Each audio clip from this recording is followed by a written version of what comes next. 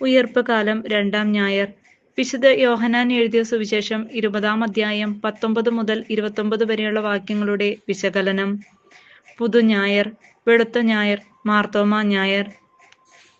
Easter കഴിഞ്ഞ് 8-ാം നാൾ നടക്കുന്ന ഒരു സംഭവമാണ് ഇന്നത്തെ ചിന്താവിഷയം.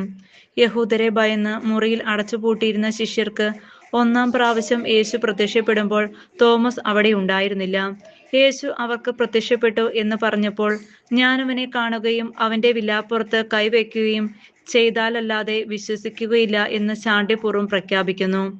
അങ്ങനെ 8-ാം നാൾ അതേ സ്ഥലത്ത് വെച്ച് തന്നെ വീണ്ടും യേശു പ്രത്യക്ഷപ്പെട്ട് തോമസിനെ തന്റെ മുറിവുകളിൽ കൈവച്ച് തൊട്ടു നോക്കാനും വിശ്വാസിയായിരിക്കാനും ആവശ്യപ്പെടുന്നു. എന്റെ കർത്താവേ, എന്റെ ദൈവമേ എന്ന് പറഞ്ഞ് യേശുവിന് അവൻ സമ്പൂർണമായി അടിയറ വയ്ക്കുന്നു. മാർത്തോമായെ വിശ്വാസിയാക്കി മാറ്റിയതിന്റെ ഓർമ്മ ആചരിക്കുന്നതിനാലാണ് മാർത്തോമാ ഞായർ എന്ന് ഈ 8-ാമത്തിന് പേരിട്ടിരിക്കുന്നത്. അതുപോലെ തന്നെ പുതു ക്രിസ്ത്യാനികൾക്ക് മാമോദിസ നൽകാനായി മാറ്റിവെക്കപ്പെട്ട ദിനമായതിനാൽ ഈ ദിവസത്തെ പുതുഞായർ എന്നും വിളിക്കുന്നു. 3-ാമതായി, അന്നേ ദിവസം എല്ലാവരും വെള്ള വസ്ത്രമണിഞ്ഞു വരുന്നതിനാൽ വെള്ളഞായർ എന്നും അറിയപ്പെടുന്നു. ഭാരതത്തിന്, പ്രത്യേകിച്ച് കേരള ക്രൈസ്തവർക്ക് ഇത് ഒരു പ്രത്യേക ആനന്ദ ദിനമാണ്. യേശുവിന്റെ 12 അപ്പസ്തോലന്മാരിൽ ഒരുവനായ തോമസ് AD 52-ൽ ഭാരതത്തിൽ കൊടുങ്ങല്ലൂരിൽ വന്ന് ദൈവരാജ്യം പ്രഘോഷിക്കുകയും 20 വർഷത്തിനു ശേഷം ചിന്നമലയിൽ വെച്ച് രക്തസാക്ഷിത്വം വരിക്കുകയും ചെയ്തു. മറ്റു ശിഷ്യരെ പോലെ തോമസിന്റെ മുൻകാല ചരിത്രവും ഒന്നും നമുക്കറിയില്ല. സുവിശേഷത്തിൽ തന്നെ യോഹന്നാൻ മാത്രം 3 അധ്യായങ്ങളിൽ അവന്റെ പേരെടുത്ത് പരാമർശിച്ചിട്ടുണ്ട്. നമുക്കും അവനോടൊപ്പം പോയി മരിക്കാം എന്ന പ്രഖ്യാപനം അവന്റെ ധീരതയെ എടുത്തു കാട്ടുന്നു. ഈ ലോകം വിട്ട് പിതാവിന്റെ സന്നിധിയിലേക്ക് പോകാനുള്ള സമയമായി എന്ന് പറയുമ്പോൾ, നീ എവിടേക്ക് പോകുന്നു എന്ന് ഞങ്ങൾക്ക് അറിഞ്ഞുകൂടാ, പിന്നെ എങ്ങനെ ഞങ്ങൾ വഴിയറിയും എന്ന് പറയുമ്പോൾ, വഴിയും സത്യം ജീവനും ഞാനാകുന്നു, എന്നിലൂടെയല്ലാതെ ആരും പിതാവിന്റെ പക്കലേക്ക് പോകുന്നില്ല എന്ന ഉത്തരവും, തോമസ് നിന്റെ വിരൽ കൊണ്ടുവരിക, എന്റെ പാർശ്വത്തിൽ കൈകൾ വയ്ക്കുക, അവിശ്വാസിയാകാതെ വിശ്വാസിയായിരിക്കുക, എന്റെ കർത്താവേ, എന്റെ ദൈവമേ, നീ കണ്ടതുകൊണ്ട് വിശ്വസിച്ചു, കാണാതെ വിശ്വസിക്കുന്നവർ ഭാഗ്യവാന്മാർ എന്ന വചനമൊക്കെ ലോകത്തിന് ലഭിക്കുന്നത് തോമസിന്റെ ഇടപെടലിലൂടെയാണ്. 3-ാം നൂറ്റാണ്ടിൽ എഴുതപ്പെട്ട മാർത്തോമാ ശ്ലീഹായുടെ നടപടി എന്ന അപ്രമാണിക ഗ്രന്ഥത്തിൽ അവിശ്വസനീയമാണെങ്കിലും തോമസിനെ കുറിച്ചുള്ള ചില സുപ്രധാന അറിവുകൾ നമുക്ക് ലഭിക്കുന്നുണ്ട്. യേശു തന്നെ ഒരു യഹൂദ വ്യാപാരിക്ക് പ്രത്യക്ഷപ്പെട്ട് ഭാരതത്തിൽ തക്ഷശിലയിൽ ഒരു കൊട്ടാരം പണിയുവാനുള്ള വിദഗ്ധ ശില്പിയായി തോമസിനെ പരിചയപ്പെടുത്തുന്നതും അങ്ങനെ കേരളത്തിലെത്താനുള്ള കാരണമായി എന്നൊക്കെ അവിടെ രേഖപ്പെടുത്തിയിരിക്കുന്നു. ഇവിടെ 7.5 പള്ളികൾ സ്ഥാപിച്ചെന്നും ചിന്നമലയിൽ അവിശ്വാസികളുടെ കുന്തം കൊണ്ടുള്ള കുത്തേറ്റ് വീരചരമം പ്രാപിച്ചുവെന്ന പാരമ്പര്യവും വളരെ സുദൃഢമാണ്.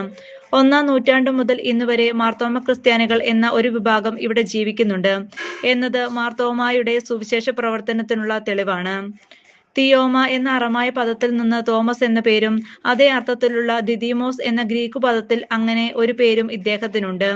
2 വാക്കിന്റെയും അർത്ഥം ഇരട്ട എന്നാണത്രേ. മത്തായി ഇവന്റെ സഹോദരനാണെന്നും അതുപോലെ ഇരട്ട സ്വഭാവമുള്ളത് കൊണ്ട് ഈ പേര് ലഭിച്ചതെന്നും ഒരു വിവക്ഷയുണ്ട്. ചാഞ്ചാടിയാലും ഒരിക്കൽ ബോധ്യപ്പെട്ടാൽ അചഞ്ചലമായ ഒരു മനസ്സിന്റെ ഉടമയായതിനാലാണ് അവൻ ഏറ്റവും ദൂരമുള്ള ഭാരതം തന്നെ സുവിശേഷ പ്രഘോഷണത്തിന് തെരഞ്ഞെടുത്തത്. യേശുവിന്റെ ദൈവത്വത്തിലും ഉദ്ധാനത്തിലും സംശയിക്കുന്ന തോമസ് അവന്റെ ആണിപ്പഴുതുകൾ കണ്ടതോടെ വിശ്വാസത്തിൽ പരവേശനായി എന്റെ കർത്താവേ, എന്റെ ദൈവമേ എന്ന ഉദ്ധരണിയും ചെയ്യുന്നു. മറ്റ് മതസ്ഥകരിൽ നിന്ന് വ്യത്യസ്തപ്പെട്ട് മുറിപ്പാടുകളിലും പരവേശത്തിലും ദൈവത്തെ ദർശിക്കണമെന്ന പാഠം ലോകത്തിന് പകർന്നു തന്നത് യേശു മാത്രമാണ്. അന്നു മുതൽ ഇന്നുവരെ അതുതന്നെ സഭയുടെ പ്രഘോഷണ വിഷയമെങ്കിലും ഈ സത്യം ഏറ്റവും വ്യക്തമായി മനസ്സിലാക്കിയതിന്റെ 1-ാമത്തെ സാക്ഷി തോമാശ്ലീഹായാണ്. കുരിശിലേറി നിസ്സഹായനായി മരിച്ച ഒരാളാണ് നിങ്ങളുടെ ദൈവമെന്ന പരിഹാസപൂർവ്വം മറ്റു മതസ്ഥർ നമ്മെ അവഹേളിക്കുമ്പോൾ അതിൽ അഭിമാനം കൊണ്ട് അവനു വേണ്ടി രക്തസാക്ഷിത്വം വരിച്ച അനേകം ധീരവിശ്വാസികളുടെ ചൂണ്ടുനിണമാണ് ആദിമ നൂറ്റാണ്ടു മുതൽ ഇന്നുവരെ ക്രൈസ്തവ സഭയുടെ വളമായി മാറിയത്. ഗോതമ്പ് മണി നിലത്ത് വീണ് അഴിയുന്നില്ലെങ്കിൽ അത് അതേപടി ഇരിക്കുന്നു. അഴിയുന്നെങ്കിലോ മുളച്ചു പൊങ്ങി ഫലം ചൂടുന്ന ചെടികളായി വളരുന്നു. സ്വന്തം ജീവൻ നഷ്ടപ്പെടുത്തുന്നവൻ അത് കണ്ടെത്തും എന്നതൊക്കെ യേശുവിന്റെ തന്നെ ഇതിന്റെ സാധൂകരിക്കുന്ന വചനങ്ങളാണ്. പുതുഞായർ യേശുവിലുള്ള നമ്മുടെ പുതിയ ജീവിതത്തിന് തുടക്കം കുറിക്കുന്നതാകട്ടെ. മാർത്തോമായെ പോലെ ഉദ്ധാന അനുഭവം ലഭിച്ചവർ സ്വന്തം ജീവനെ മറന്ന് ലോകത്തിന്റെ ഏത് കോണിലും പോകാൻ ധൈര്യമുള്ളവരാകും. ഇത് നമ്മുടെ കുടുംബങ്ങളിൽ നിന്നാകട്ടെ ആരംഭിക്കേണ്ടത്. വിശ്വാസത്തിൽ വളർത്താൻ ദൈവം പരമേൽപ്പിച്ച പൊന്നോമനകളാണ് നമ്മുടെ മക്കൾ. അവർക്ക് പോലും വിശ്വാസം പകർന്നു കൊടുക്കാൻ നമുക്ക് ധൈര്യമില്ല. ലൗകികമായ എല്ലാം കൊടുക്കും, പക്ഷേ നാം കൊടുക്കുന്ന അത്തരം നേട്ടങ്ങൾ ഈ ലോകത്തോടെ അവസാനിക്കും. സഭ ശോഷിച്ച് ക്ഷീണിച്ച് ശുഷ്കിച്ചു കൊണ്ടിരിക്കുകയാണ്. ഉദ്ധാന അനുഭവം അനുഭവം ലഭിക്കുന്ന വിശുദ്ധ കുർബാന പോലും വരണ്ട അനുഭവമാണ് നമുക്ക്. പിന്നെ എങ്ങനെ അത് തലമുറകൾക്ക് പകർന്നു കൊടുക്കും? ഇതിന്റെ ഉത്തരവാദിത്തത്തിൽ ഒഴിഞ്ഞു മാറാൻ നമുക്ക് കഴിയുമോ? അനുദിന കുടുംബ പ്രാർത്ഥനയും വചനപാരായണവും അന്യമായ ഒരു ഭക്താഭ്യാസമാണിന്ന്. മക്കളെയൊക്കെ എങ്ങനെയെങ്കിലും വിദേശത്ത് കയറ്റിവിടണമെന്ന ചിന്തയിലാണ് നാം. അങ്ങനെ കേരള സഭ ഇന്ന് വൃദ്ധസഭയായി മാറിയിരിക്കുന്നു. അനേകായിരം മാതാപിതാക്കൾ ഇന്ന് വീടുകളിൽ ഒറ്റയ്ക്കാണ്. കുറെ പേർ വൃദ്ധസദനങ്ങളിൽ ചേക്കേറിയിരിക്കുന്നു. അനേകായിരം വീടുകൾ ആളും അനക്കവുമില്ലാതെ കാടുപിടിച്ച് മാറാല പിടിച്ച് ആൾതാമസമില്ലാതെ ജീർണിച്ചു കൊണ്ടിരിക്കുന്നു. ഇനിയുള്ളവർ തന്നെ അധ്വാനിക്കാതെ പണം കൊണ്ട് ധൂർത്തിലും സുഖലോത്ഭുതയിലും ഒന്നിനു പുറകെ ഒന്നായി ആർഭാട ആഘോഷങ്ങളിൽ മുഴുകുന്നു.